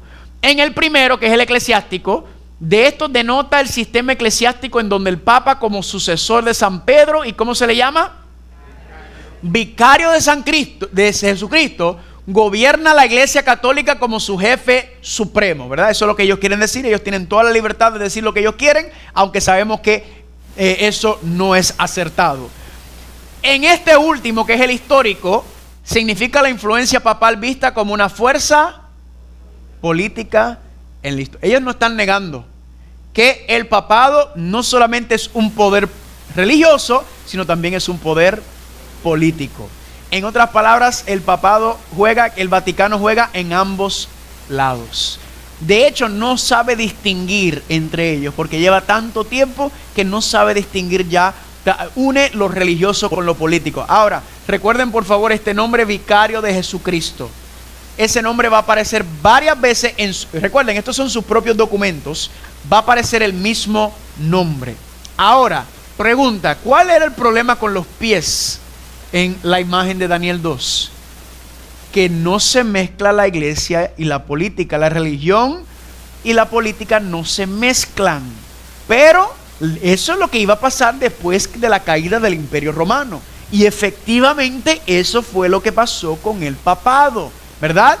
Pregunta: ese es el actual Papa o el obispo de Roma. ¿En dónde se encuentra él en este lugar? Si ustedes, no sé si lo pueden ver bien. Ese es en el Congreso de los Estados Unidos, ¿verdad? Cuando Obama era presidente. Y ahí está él. Ese es el cabeza de la Cámara de Representantes y el vicepresidente, que era la cabeza del Senado. El papado estaba en el cuerpo político más poderoso del mundo. Nunca en la historia de los Estados Unidos se había invitado a ningún cabeza religioso o líder religioso a dar un discurso frente al pleno del Congreso. ¿Sabe qué es lo que pasa? Que él no fue ahí a darle un estudio sobre las 7 iglesias de Apocalipsis. Él fue a ¿qué? A adelantar su agenda política. Y los Estados Unidos, que es el país más poderoso de la tierra, ¿qué hizo? Lo recibe y lo aceptó, ¿verdad? Aquí está Francisco en las Naciones Unidas. La semana pasada, si no me equivoco, fue la Asamblea General de las Naciones Unidas allá en Nueva York, ¿verdad? Ahí van todas las cabezas de todos los estados del país, del mundo. Y ellos van una vez al año durante esa semana, y cada cual va a dar su agenda o su plan, cada país. Ahí uno se pregunta, ¿qué es lo que hace el Papa ahí? Porque no hay ninguna otra iglesia que envía un representante a dar discurso durante la Asamblea General de las Naciones Unidas. La razón es sencilla, es porque él no va ahí como la cabeza de la Iglesia Católica. Él va como el rey del Vaticano. Porque el Vaticano es una nación, un país soberano, independiente dentro de la ciudad de Roma, dentro de Italia. Y él es el rey de ese país. Él es el rey, él es la máxima autoridad política y religiosa dentro de ese país conocido como la ciudad del Vaticano. ¿Cuántos están conmigo hasta ahora? Número 6. Hablará grandes cosas, palabras, blasfemias contra Dios, tanto que se sienta ¿dónde? se sienta en el trono de Dios y se hace pasar por Dios. Y ya vimos que la blasfemia es cuando, siendo un hombre, dice ser como Dios en la tierra y dice tener poder para hacer ¿qué? Para perdonar pecados. Enciclopedia Católica, tomo 3, página 139. El Papa es tan grande dignidad y ensalzado que no es un simple hombre, sino como si fuese Dios. ¿Qué dice? Ahí está la frase vicario de Dios nuevamente. Sigue diciendo, el Papa es llamado santísimo porque se presume que legítimamente lo es. Solo Él es santo. Solo el Papa merece ser llamado santísimo porque únicamente Él es el vicario representante de Cristo, manantial, fuente y plenitud de toda santidad. Y eso, familia, es una blasfemia de primera categoría. Ahí aparece la frase nuevamente, vicario de Dios, vicario, vicario, ya han aparecido como 3 veces. Noten aquí, familia, que Él, solo Él es santo, ¿verdad? Terrible. Sigue diciendo, el Papa es el monarca divino, emperador supremo, rey de reyes y señor de señores. De allí que el Papa lleva una corona triple como el rey del cielo, rey de la tierra y rey de las regiones inferiores, lo que le llaman el infierno. Además, la autoridad y el poder del pontífice romano no solo se refieren a las cosas celestiales, a las terrenales y a las que están debajo de la tierra, sino que llegan hasta sobre los ángeles porque Él es mayor que ellos. De manera que si se pudiera dar el caso de que los ángeles errasen en la fe o pensasen en forma contraria a la fe, podrían ser juzgados y excomulgados por el Papa. Qué tremenda cosa. El Papa tiene tan grande dignidad y poder que forma uno con Cristo, el mismo tribunal. El Papa es como Dios en la tierra. Eso es, familia, de una enciclopedia católica. Ahora, hay gente que dicen, ay, eso ya no es, eso ya pasó, eso lo escribió alguien y eso no lo van a decir los obispos de Roma, los papas. Pues perfecto, vamos a ir directamente a la boca del león. El Papa Pío IX, que dijo, yo soy el sucesor de los apóstoles, el vicario de Jesucristo, yo soy el camino, la verdad y la vida. ¿Ok? Para que vean que viene directo nuevamente la frase, el vicario de Jesucristo. El Papa Pío X, el Papa no es simplemente representante de Jesucristo, por el contrario, Él es Jesucristo mismo bajo el velo de la carne. Habla el Papa, es Jesucristo quien está hablando. El Leo VIII, ¿qué dijo? El supremo maestro en la iglesia es el pontífice romano. La unión de mente requiere, por tanto, completa sumisión a la iglesia y al pontífice romano como si fuese Dios mismo. Leo también dijo, nosotros sostenemos sobre esta tierra el lugar del Dios Altísimo. Familia, yo puedo pasarme toda la tarde con citas y citas. Yo le voy a enviar todas las citas, son tantas que no da tiempo, ¿verdad? Pero quiero darle uno más contemporáneo en el sentido de Juan Pablo II. Noten lo que él hizo en un libro que él escribió. Frente al Papa debemos tomar una decisión. Este es Juan Pablo hablando. El líder de la Iglesia Católica es definido por la fe como ¿quién? Como el vicario de Jesucristo. Ya van como 6 veces que aparece ese título. El Papa es considerado el hombre en la tierra que representa al Hijo de Dios. Aquí está la frase. ¿Que qué? Quien ocupa el lugar de la segunda persona del omnipotente Dios de la Trinidad. Él mismo está diciendo que el Papa ocupa el lugar de Cristo. Ahora saben por qué se le llama en la Biblia ¿qué? El anticristo, porque él dice que estar en el lugar de Cristo en la tierra. De su propia boca está saliendo, familia. Pero no solamente Juan Pablo dijo eso, sino también dijo que no acudas a Dios para el perdón de los pecados, sino que ven a mí, porque ellos creen que ellos tienen la autoridad de perdonar pecados. La Biblia dice que el único que perdona pecados es Dios. Amén. ¿Por qué? Porque su Hijo murió por nuestros pecados. Más nadie tiene ese poder. Número 7.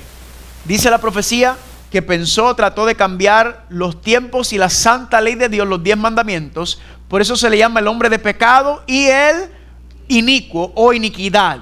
Ahora, si usted busca una Biblia católica, usted busca los 10 mandamientos como aparecen en Éxodo capítulo 20, son los mismos 10 mandamientos que aparecen en la Biblia nuestra, ¿verdad? No hay ninguna Biblia que yo conozca que haya alterado los 10 mandamientos, incluso la Iglesia Católica. El problema no es la Biblia. ¿Por qué? Porque el problema es el catecismo católico, que según la Iglesia Católica es la enseñanza oficial doctrinal. En otras palabras, el catecismo va por encima de la Biblia. Ahora, noten aquí los 10 mandamientos como aparecen en la Biblia versus el catecismo católico. Vayan conmigo por favor a Éxodo capítulo 20. Vamos a hacer la comparación nosotros. Recuerden que los 10 mandamientos fueron escritos ¿por qué? Por Dios mismo. ¿Sobre qué? Sobre tablas de piedra, mostrando que son ¿qué? Eternos. Nadie los puede cambiar, nadie puede modificar los 10 mandamientos. Éxodo capítulo 20, aquí están los 10 mandamientos y vamos a compararlos con los 10 mandamientos como aparecen en el catecismo de la Iglesia Católica, que repito, es la enseñanza oficial que va por encima de la palabra de Dios, y se lo voy a confirmar ya mismo. Vamos a empezar entonces en Éxodo capítulo 20, dice el versículo 2. Yo soy el Señor tu Dios que te saqué de la tierra de Egipto, de casa de servidumbre. ¿Y qué dice? No tendrás dioses ajenos delante de mí. Primer mandamiento según el catecismo católico: amarás a Dios sobre todas las cosas. Está bien, esa se la vamos a dejar pasar, ¿ok? Segundo mandamiento según la Biblia, versículo número 4. No te harás imagen ni ninguna semejanza de lo que está arriba en el cielo, ni abajo en la tierra, ni en las aguas debajo de la tierra. No te inclinarás a ellas ni las honrarás. Segundo mandamiento según el catecismo católico: no tomarás el nombre de Dios en vano. Tenemos un problema serio ya. El segundo mandamiento, ¿qué pasó? Completamente eliminado. Ahora, ¿por qué lo eliminaron? Usted puede saber. ¿Alguna vez ha ido a una iglesia o alguna institución católica? ¿Y qué es lo que tienen por todas partes y por todos lados? Imágenes e ídolos. ¿Y qué hacen ante ellos? Se postran y los reverencian, ¿verdad? Y lo adoran. Y hay gente que dice, no, nosotros no lo estamos haciendo como adoración, es reverencia. Si usted se postra ante algo o alguien, usted está adorando. No estoy hablando de un postrarse así, estoy hablando pegando las rodillas en el piso y orándole o hablándole a algo, a alguien. Ese entonces se convierte en una forma de adoración.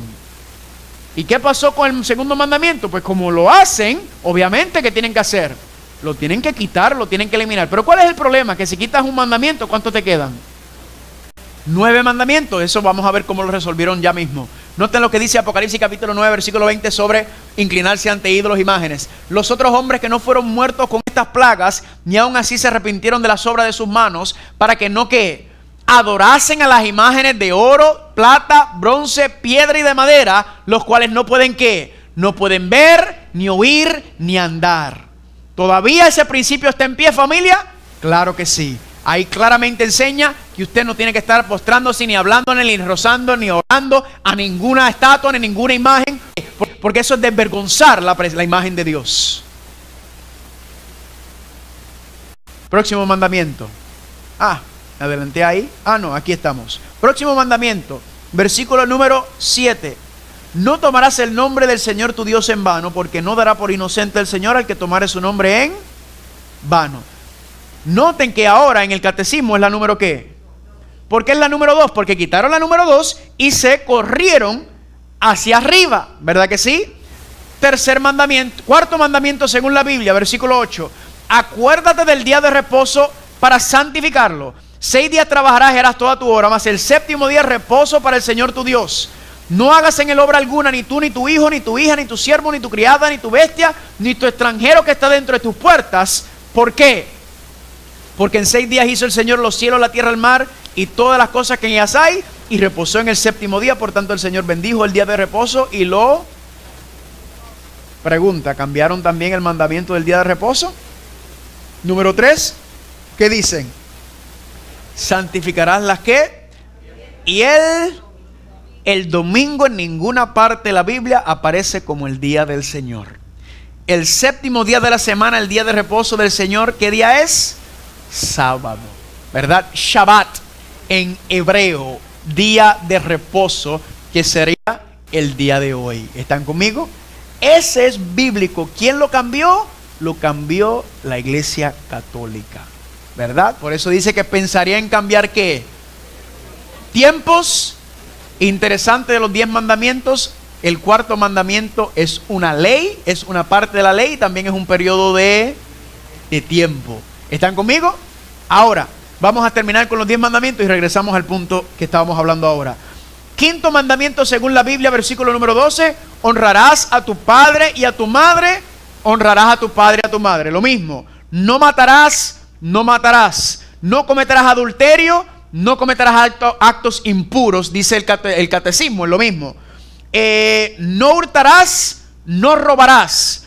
Nota en familia el noveno mandamiento.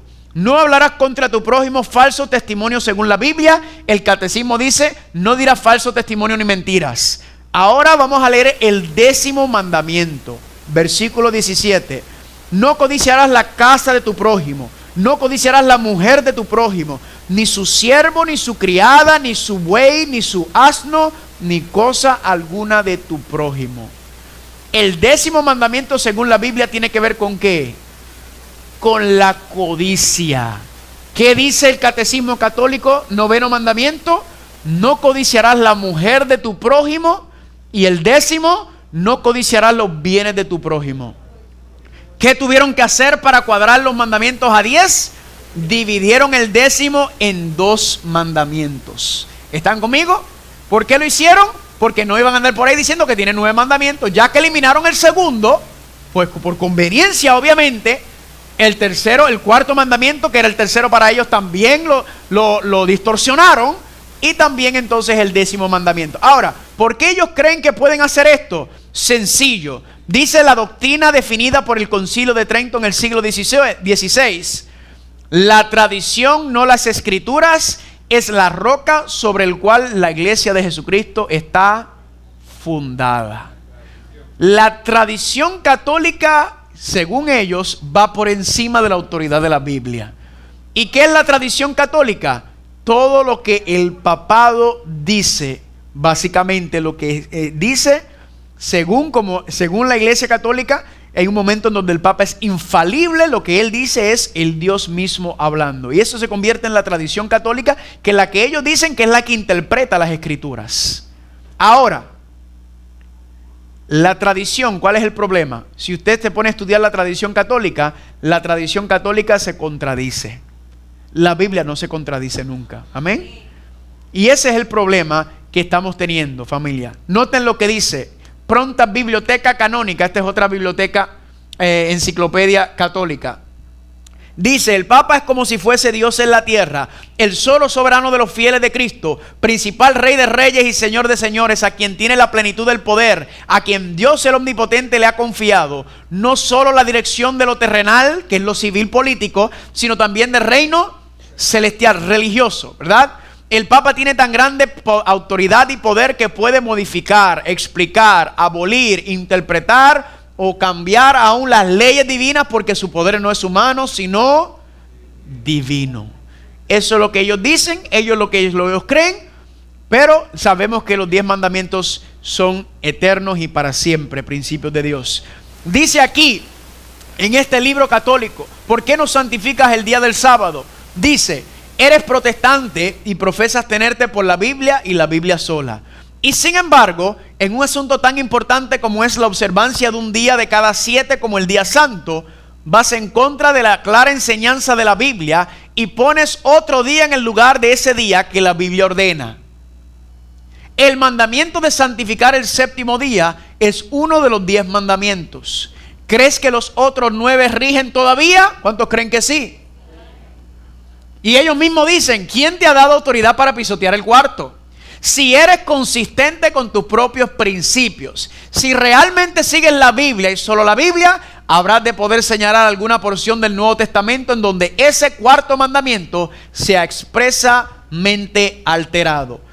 Los católicos en este libro le lanzan un reto a los protestantes y le dicen: ustedes dicen que ustedes siguen la Biblia y la Biblia nada más, perfecto. Entonces lo que le están diciendo básicamente es: enséñame dónde la Biblia dice que el domingo es el día del Señor. Ese es el reto que le lanzan. Y como no existe el texto, entonces ¿cuál es el argumento de los católicos? Eso muestra que ustedes no están siguiendo a nosotros, porque ustedes guardan el domingo y no el sábado. Noten, Catholic Press, Sydney, Australia: desde el principio hasta el final de las Escrituras no existe un solo texto que autorice la transferencia de la adoración semanal pública del último día de la semana, sábado, al primer día, domingo. El domingo es una institución católica y la demanda para su observancia solo puede defenderse basándose en principios católicos. ¿Están conmigo? Y no están conmigo. Ahora, quizá usted está sentado aquí, no está escuchando, no está viendo, y usted dice: pues a mí me enseñaron que el día del Señor es el domingo. Pues perfecto. ¿Será que la Biblia enseña claramente cuál es el día del Señor? Vamos a poner esta controversia a dormir en esta tarde. Vayan conmigo a Lucas capítulo 23. Le voy a probar bíblicamente que el día del Señor no es el primer día de la semana, el domingo. Lucas capítulo 23. Lucas capítulo 23. Y vamos a empezar en el versículo 50.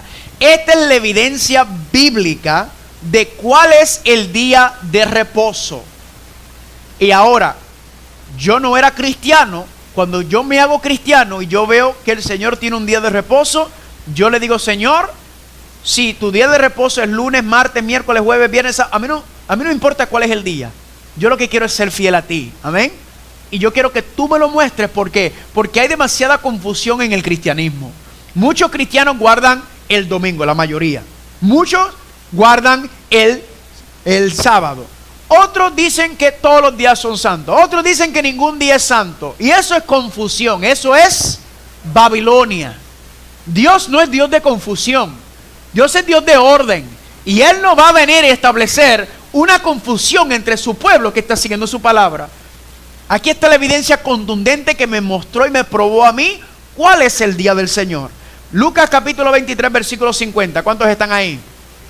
Lucas 23, 50. Aquí está la evidencia. No es la única, pero es la más contundente. Había un varón llamado José de Arimatea, ciudad de Judea, el cual es miembro del concilio, varón bueno y justo. Este que también esperaba el reino de Dios y no había consentido en el acuerdo ni en los hechos de ellos, fue a Pilato y ¿qué hizo? Pidió el cuerpo de Jesús. Si fue a pedir el cuerpo de Jesús, ¿en dónde estaba el cuerpo de Jesús? Colgando en la cruz. Sigue diciendo: y quitándolo, ¿de dónde quitó el cuerpo? Y quitándolo, lo envolvió en una sábana y lo puso en un sepulcro abierto en una peña, en el cual aún no se había puesto a nadie. Versículo 54. Era día de la preparación y estaba para comenzar, ¿qué día? El día de reposo, dice mi versión. Ahora, Cristo murió ¿a qué hora? A las 3 de la tarde, según la profecía, porque el Cordero se ponía a las 9 de la mañana y a las 3 de la tarde. Y Cristo fue crucificado a las 9 y murió a las 3. ¿Por qué dice que estaba para comenzar el día de reposo? Es muy sencillo esto. El problema que nosotros tenemos para medir el tiempo es que nosotros utilizamos los métodos romanos. El método romano enseña que el día comienza a la medianoche, ¿verdad? Así es como lo calculamos en la cultura occidental. Nosotros calculamos el día que comienza a la medianoche. Pero ese invento es un invento del Imperio Romano. Bíblicamente e históricamente el día comienza ¿cuándo? Cuando cae el sol, ¿verdad? Por eso en Génesis capítulo 1 dice: fue la tarde y la mañana el primer día, la tarde y la mañana el segundo día. El día históricamente y bíblicamente se mide primero la parte oscura y luego la parte clara.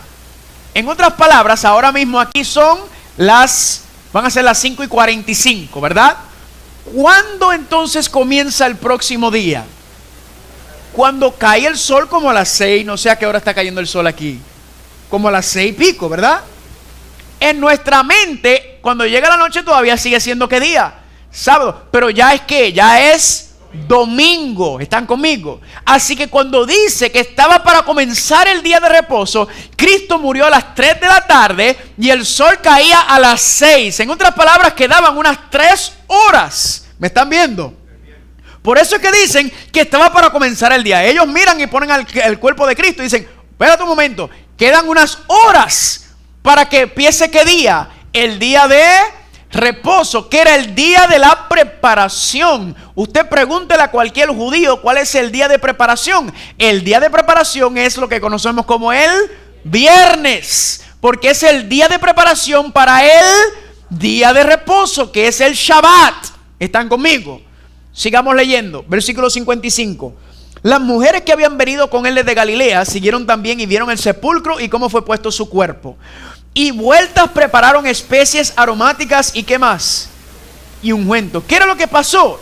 Que vamos a suponer que esta es la tumba de Jesús. Las mujeres que eran María, su mamá, María Magdalena y todas las otras Marías, fueron a ver dónde pusieron el cuerpo de Jesús. ¿Y qué hicieron? Fueron a preparar las especies aromáticas y los ungüentos. ¿Para qué? Para ungir el cuerpo antes de enterrarlo. ¿Están conmigo?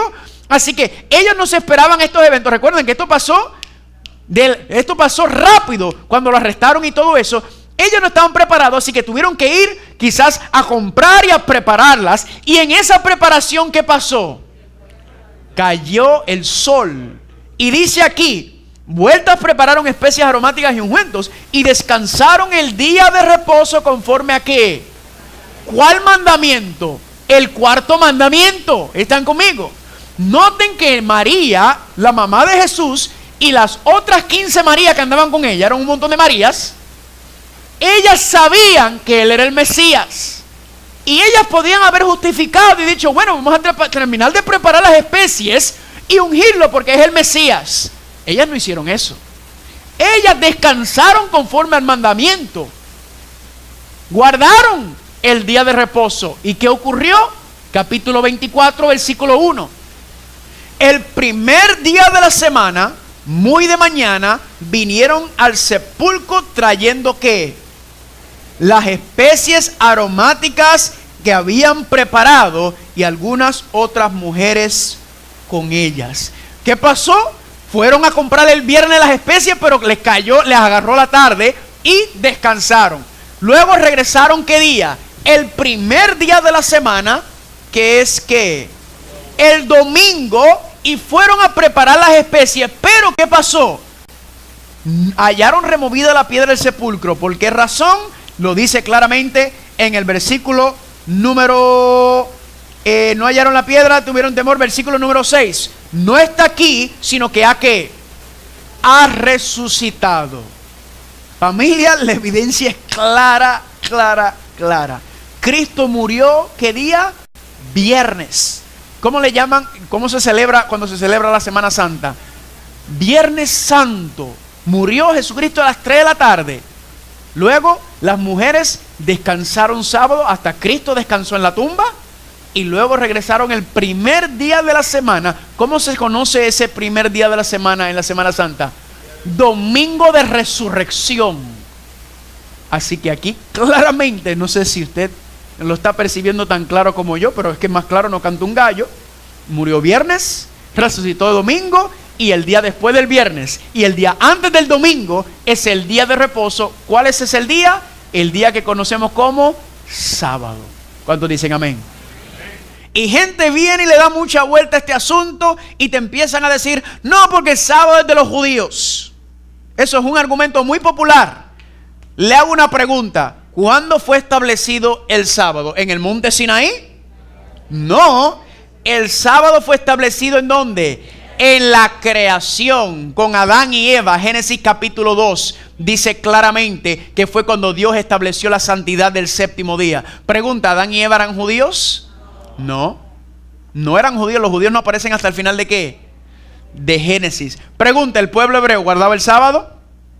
Sí. ¿Cristo guardó el sábado? Sí. ¿La iglesia primitiva guardaba el sábado? La evidencia todo conduce a que sí. Y no solamente eso, quiero que vean algo conmigo interesante. Isaías capítulo 66. Isaías capítulo 66.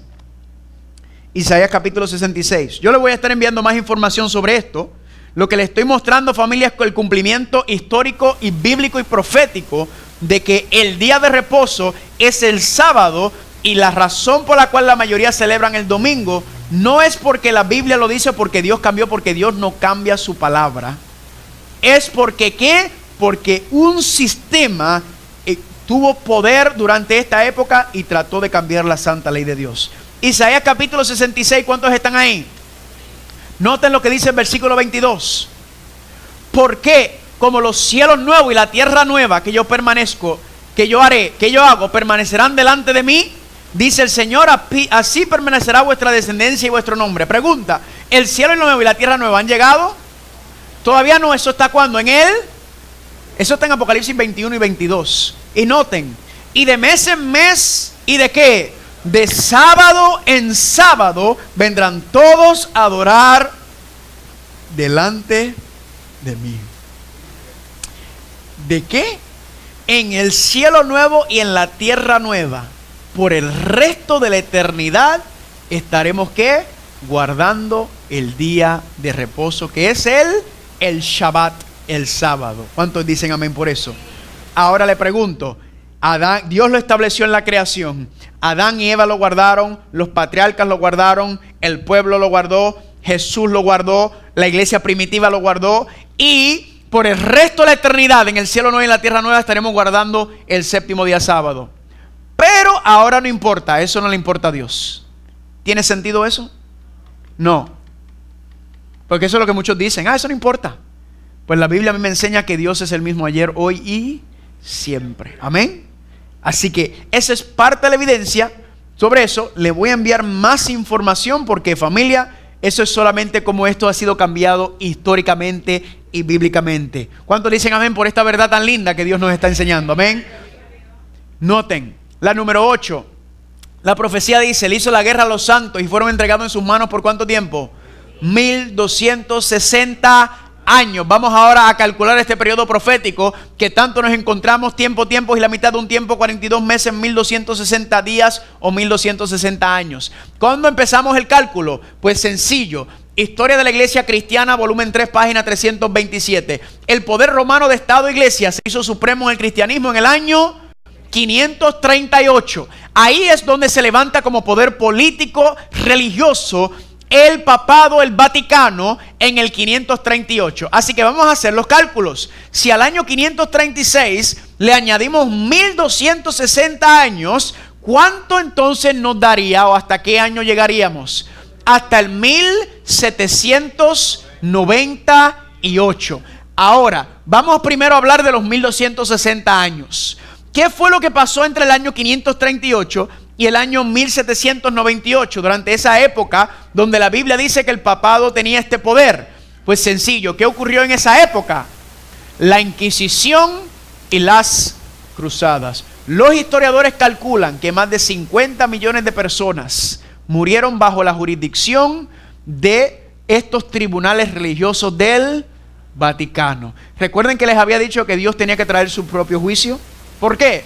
Porque el Vaticano se inventó la Inquisición. ¿Qué era la Inquisición? Sencillo.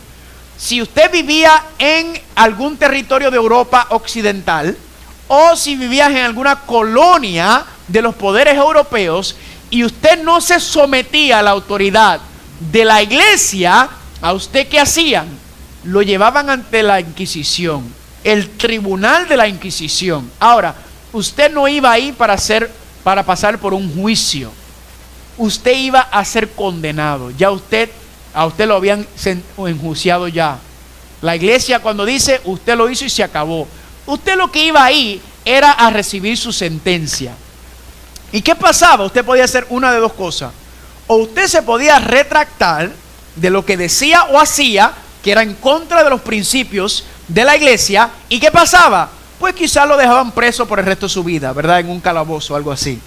Pero si usted no se retractaba, ¿sabe lo que le hacían?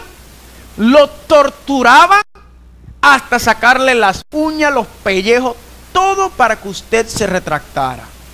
Las formas más crueles de tortura se inventaron durante la Inquisición. Y si al final usted no se retractaba, ¿sabe lo que le hacían? Lo quemaban a usted vivo junto con su familia. Aterrador era lo que ocurrió durante esta época en la historia. Y esto no es nada escondido. Ustedes aquí no estamos escondiendo nada. Todo esto usted vaya a Google o vaya a YouTube y ponga la Inquisición. Escriba la Inquisición y empiece a leer. Por favor, no ponga Santa Inquisición, porque eso no tenía un pelo de santidad lo que estaban haciendo. Estaban asesinando, torturando gente, mujeres, niños, personas de edad avanzada, cualquiera que no se sometiera a la autoridad de la iglesia. ¿Qué hacían? Todo esto que le estoy hablando. Y esto no está nada escondido. Ahora usted le pregunta a la iglesia. A mí me gusta ver las entrevistas cuando le entrevistan a los dirigentes o las autoridades de la iglesia católica y le preguntan: oye, ¿y cómo ustedes me pueden hablar sobre lo que pasó durante la Inquisición? ¿Y sabe lo que dicen ellos? Nosotros nunca matamos ni una sola persona, ni le pusimos un solo dedo a nadie. Técnicamente es verdad. La iglesia no torturaba y los oficiales de la iglesia no ejecutaban la sentencia. ¿Sabe quién lo hacía? Los poderes políticos. La iglesia los condenaba y lo entregaban a los poderes políticos, y los poderes políticos de Europa eran quienes llevaban a cabo las torturas y los asesinatos y quemarlos vivos. Y la iglesia decía: nosotros no hemos hecho nada, eso fueron ellos. Esto no es nada nuevo, familia, porque exactamente esto fue lo que pasó en los tiempos del Señor Jesús. ¿Quién condenó a Jesucristo? ¿La iglesia o el Estado? La iglesia lo condenó, porque Pilato dijo: este hombre no ha hecho nada malo, yo no tengo nada, este hombre no ha violado ninguna ley romana. Los judíos, ¿verdad?, los dirigentes religiosos en esa época fueron los que lo condenaron, pero ellos no podían ejecutar la sentencia. ¿A quién se lo entregaron? Al Estado. Presionaron, ¿para qué? Para ejecutar la tortura y el asesinato de Cristo Jesús. Y no solamente el de Cristo Jesús, sino también de muchos de los discípulos. ¿Están viendo o no están viendo esto, familia? Noten lo que dice. En España solamente 31.912 personas fueron quemados vivos. Esta es la historia de la Inquisición en España. La razón por la cual me gusta esta cita es porque noten cuán exacto es el número. Ellos no pusieron como 32.000. Ellos pusieron 31.912 personas. ¿Por qué tan exactos? Porque todo esto está registrado en los libros de los países europeos y que llevaban a cabo la Inquisición. Todo esto está documentado, lo que ellos hacían. Solamente quemados vivos 31.912 personas. Dice este historiador: la iglesia de Roma ha derramado más sangre inocente que cualquier otra institución que jamás haya existido en la historia de la humanidad. Ese es W.E.H. Leakey, Historia del surgimiento y la influencia del espíritu de racionalismo en Europa, volumen 2, página 40. Familia, se calcula de 50 a 100 millones de personas durante estos 1260 años fueron ejecutados, torturados, quemados vivos, enterrados vivos, de lo peor que usted se puede imaginar. Y eso es lo que está diciendo ahí. ¿Están conmigo o no están conmigo? La número 9, recibió una herida mortal de espada y le fue quitado el poder civil. Bueno, yo dije, creo que vamos a llegar hasta los 8. Así que la número 9 y las demás las vamos a terminar mañana. ¿Amén? Porque ustedes están cansados, yo estoy cansado, y yo creo que mucha información. Antes de que nos vayamos, quiero recalcar, por favor, que en ninguna manera estamos nosotros tratando de señalar y apuntar hacia ninguna persona católica. Amén. Los católicos, el 99.9% de los católicos no saben nada de lo que hemos hablado en esta tarde. No están conscientes. Es triste, pero ellos mismos están siendo engañados por el propio sistema y la institución. Eso no nos da lugar a nosotros para señalar, para reprender, para nada. ¿Están conmigo? Porque todos nosotros también estábamos de una manera u otra en el lugar equivocado o en el lado equivocado. ¿Están conmigo? Todo esto, familia, es un mensaje que Dios tiene porque es un mensaje de amor. Porque dice en Apocalipsis capítulo 18, versículo 2 en adelante: salid de Babilonia, pueblo mío. ¿Qué significa eso?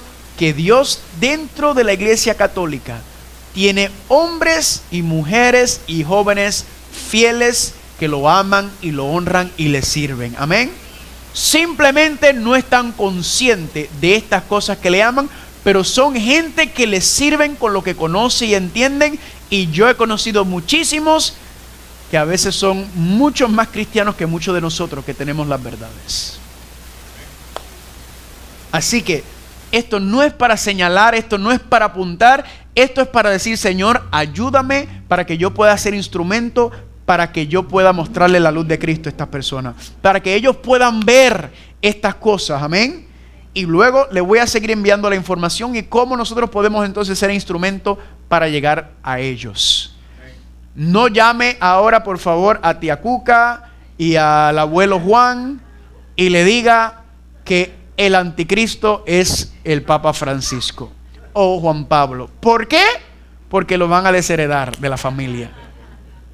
Es algo muy sencillo, muy delicado este asunto.